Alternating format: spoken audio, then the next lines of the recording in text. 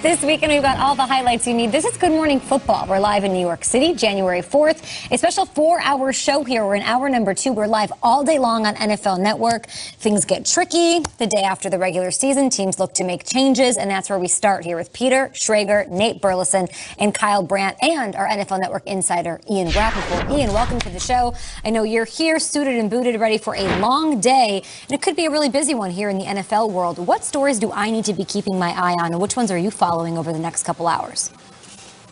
Well, we've talked about the fate of former Jets coach Adam Gase. Let's focus now on the Jacksonville Jaguars. My understanding, and this is something we've talked about really the last couple of days, is that the Jaguars are likely to part ways with Doug Marrone, their coach the last 5 years, someone who took them to the AFC title game and someone they believe as an organization is really a very good coach and a good man as well. This is going to be a tough and difficult morning likely for owner Shad Khan, who at some point is going to meet with Doug Marrone and discuss his fate if they do move on, which again, we believe is likely. A couple names to keep an eye on for Jacksonville, which should be one of the prime locations for a new general manager or for a new head coach. One of the names to watch, Urban Meyer, the former Florida coach, former Ohio State coach, won national titles, and one of the best developers of quarterbacks we've seen in a long time. He is believed to be at the top of the Jaguars' wish list. He's also told potential assistants that he believes the job is his if he wants it. It's really just a matter of medically, health-wise, does Urban Meyer, who's retired a couple different times for health reason, does he want to do it? Another name to watch, Ryan Day, the current Ohio State coach. That would be certainly someone else that they may take a look at if Urban Meyer does not decide to do it. Robert Saleh, another top candidate. They're going to get all of the top candidates will have interest, but of course, first, the decision on what to do with Doug Marrone. Appreciate the updates there, Ian. Urban Meyer to the Jacksonville Jaguars. That would be wild. At GMFB with your tweets. You stay put. We'll get to you in a little bit. We've got highlights now. Let's go to the AFC East. Let's do it. Yesterday, this week started. It was like, can Tua get it done without Fitzpatrick? This is the big story all morning long. Tua and the Dolphins looking to make the playoffs for the first time since 2016. Both Josh Allen and Stephon Diggs were out there, so they weren't just going to lay down and just let things play out. Instead, they came out guns blazing, and they sure did with this. John Brown, a deep touchdown pass. The Bills blew out the Dolphins. It was in historic fashion, too. Dolphins had everything to play for. Bills kind of had something to play for with that 2 seed, but the Bills just were relentless, put their foot to the pedal. We debated this last week on the show. How should the Bills handle this? Nate, Kyle, you guys were right. I was wrong. I said they should just rest everyone and take it easy and get a bye week into the playoffs. No. They won by 30 and eliminate the Dolphins. Seems like they're even more confident than they were. Speaking of confidence, the Bengals. They're facing the Ravens at home, Lamar Jackson. They've won 4 straight since Lamar was on that COVID list. He was cooking in this one. Here he hits Marquise Hollywood Brown. Lamar Jackson threw for 3 TDs. Marquise Hollywood Brown caught 2 of them. So it seems like he's catching his rhythm back. He had a couple weeks where he was dropping some easy ones. But that wasn't even the story of the game, that Lamar Jackson was passing the ball well. No, it was the rushing attack. Guys, has there ever been a season where there have been this many strong rushing attacks going into the playoffs? And I'm not talking about the 80s and 90s. We're talking about in this new passing era. The Ravens rushed for over 400 yards. You heard me correct. 400 yards in this game, and they blew out the Bengals. 38-3. It's crazy. All right, here's their brethren. Browns trying to get to playoffs first time since 2002. We've been running down the 2002 December Billboard charts. A lot of Ashanti, a lot of Ja Rule, a lot of Nelly, and a lot of Jarvis. Jarvis landed 17. Yes, sir. Where would I be without you? That's what I'm saying. What's love? Baker, that's love. Now, 24-9, though. Mason Rudolph said, this is my day. I don't care. I get one time in the sun with Ben sitting down. By the way, Roethlisberger didn't make the trip. He wasn't even in Cleveland. They said, just stay home. Hey, that pass was on a 4th and 10. 4th and 10 to Chase Claypool. He says, yes! Yes, Mason. Much better than last time we played the Browns. Got really ugly, but this was good. Deontay Johnson, who I'm going to say has the best hands in the league now. I'm sorry, Larry Fitzgerald, DeAndre Hopkins. Deontay Johnson has completely switched things around. Down 8, touchdown Juju. Juju had one of his biggest games of the year with the backup quarterback and the TikTok and all that. But they need a 2-point conversion to tie the game and to absolutely terrify the Cleveland Browns. Hashtag nothing comes easy. Do they get it? He goes to, no, they don't get it. but it's still not over. You know who I wish he threw to? Our guy Vance McDonald might have had a step on his man. You know what? You're damn right. Vance McDonald has a farm, and he probably had a step on his man. Speaking of that, a lot of guys that came on the show last week balled out. Yes, they did. We should have had Steven Carlson on from the hands team of the Browns. Got really awkward. He ended up like kind of fielding it with his butt, and then he got it. And imagine Steven Carlson this morning if he blows that and the Browns don't make the playoffs. I don't even want to put it out there. Carlson, good hard-working tight end, gets it. And here we go, 3rd and 1, right to the playoffs. Baker gets it. A really memorable play. Remember when he scored on the Baker special to break the losing streak? This is his biggest play since then. The Browns win. The Browns are going to the playoffs where they will immediately play the Steelers, like the real Steelers, the Roethlisberger Steelers. We have a lot of people here on Good Morning Football, crew members. If you ask them how they're doing, they'll say, hey, living the dream. Baker Mayfield said exactly that after winning 24-22 to get to the playoffs. We're living a dream right now. We play football as our job.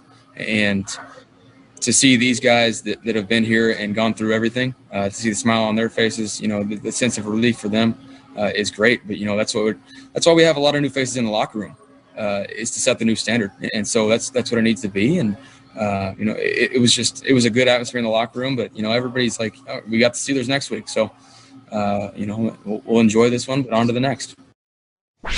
We'll see you next week. That's correct. This will be the Browns' 3rd straight playoff game, guys, against Pittsburgh. They also played them in 2002 and 1994. The last time Cleveland played a playoff game against anyone not named the Steelers was back in 1989. Great Taylor Swift album.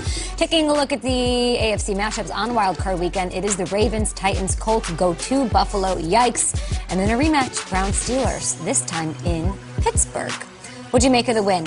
Shriggs. It was an important win, and they get there. And I just think of the Browns fans. I know it's cliche to say, oh, this fan base deserves it. Every fan base deserves a playoff run. But, like, this fan base has been through it, and it's been through it. And you heard them mention all the quarterbacks and all the coaches and what they've been through over the last 17 years. Ironically, as you mentioned, the last time they went to the playoffs was 2003 and in January. And who did they play and where did they play it? In Pittsburgh. Weird. It's crazy. And I want to go back to some of those highlights of that game because it was one of my favorite playoff games ever. It was Kelly Holcomb versus Tommy Maddox. Butch Davis' coach. This is Kelly Holcomb. The Browns got a huge lead early in this game. They were demanding lead, and then Tommy Maddox took his team all the way back. Some fun names on this one. The offensive coordinator of the Browns was Bruce Arians that day. Playing safety for the Browns was Devin Bush Sr., Devin Bush's dad. Of course, Devin Bush is a Steelers linebacker today. And that game went so back and forth that it ended in a final minute with a touchdown, and the Browns had a chance, and they couldn't keep any time left on the clock.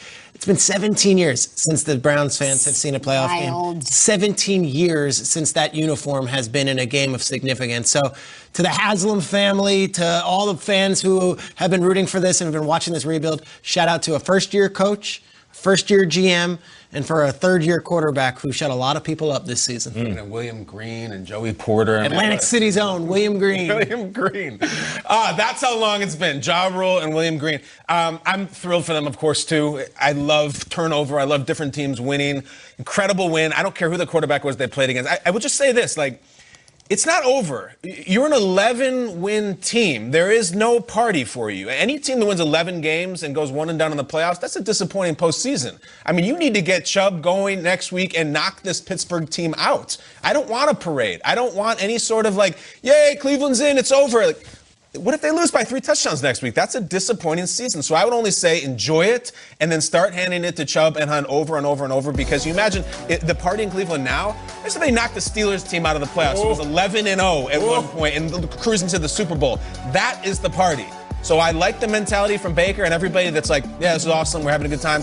Turn that page real quick, Nate, because if they get knocked out next week, I think it's a disappointing season. 11 wins, you can't go 1 and done in the playoffs. No doubt about it. And listen, congrats to the Cleveland Browns. Congrats to the Cleveland Browns fan base. And we have to mention, we're talking about all these other teams that are dealing with players being out. Denzel Ward was out in this one, too. Yeah. So was Bill Callahan, the offensive line coach. Exactly. They had some individuals, some key pieces to this team that was out. So for the Cleveland Browns, they're saying, mention our guys that were out, too. There you go. But you showed the old school footage. I have some footage for you. Let's roll the tape, because like Kyle is saying, this is who you're going to be facing. You're going to be facing the Steelers. And not the Steelers that are trying to figure it out. Not the Steelers where, these wide receivers are dropping everything. No, you're facing the Steelers that have figured it out, and the Steelers that are catching everything. The offense looks good. There's a certain flow to it. You just mentioned Deontay Johnson. Deontay Johnson looked like he had the best hands in all of football yesterday. Comeback against the Colts was amazing. That's the last time we saw him. Exactly. So for me, I think the Browns need to understand that the job is not done. And I love the way Baker's talking, because Baker's looking at the camera saying, we wanted to be here. We worked hard to be here, which means the job isn't finished. And I do believe they're up for the challenge. I can't call it yet. I don't want to sit here on a Monday and say who's going to win, but I do know this. This could be one of the best games of this first playoff weekend, and I'm excited. Does everything go out the window because the Steelers weren't out there and Big Ben wasn't out there, or did you take something away from this Browns win for this rematch now in Wild Card Weekend? You take away that they earned it. It wasn't given. You know, people were giving the Eagles a hard time because it looks like they gave the Washington football team the win. There was nothing given about it. Mason Rudolph played his butt off. Yeah. And he was trying to steal the joy from the Cleveland Browns. And Baker Mayfield, that offense and that defense held on at the end. So that's what you take away, is that they earned their way. Not just how they let up, but in this game. And I know T.J. Watt wasn't playing and Roethlisberger wasn't playing. Big deal. It was a big deal. But Minka was out there the entire game flying around. Juju Smith-Schuster was flying around. And the Steelers played to win that game. The Steelers did not say, just lay it down. The Steelers tried to win, and they almost did. Browns. I think if T.J. Watt plays, I think they win that by 10 points. Browns-Steelers rematch in Pittsburgh. When I think Browns, I think of a couple of things. Baker, progressive commercials, a fridge full of Bud Light sometime a couple of years ago. I also think of Aditi Kinkhabwala. She goes hand in hand with this matchup. Aditi, you were there. You were at First Energy Stadium yesterday. Happy New Year to you. What was the mood like? Tell us everything. Okay, so Happy New Year, my friends, and it's very difficult to follow you, and I've taken these notes because Peter made points, Nate made points, everybody made points I want to respond to. So let's start with what Peter was saying about the fans. There were people crying in the stands yesterday, and that moment for the Browns organization was indeed tremendous. Myles Garrett came over, Baker Mayfield came over, coaches came over, and we're just looking up at these people. And so that, in this crazy year of COVID, certainly counts for something, and what this team was indeed able to do for that for those fans right there counts for something. Also, the evenness of Kevin Stefanski. It was a crazy week. COVID canceled practice. They only practiced 1.5 days. The offensive line clearly was a little bit rusty. They didn't have their best players, as Nate just made the point of. Still, this team did not get caught in the moment being too big. Baker Mayfield, Nick Chubb played as hard as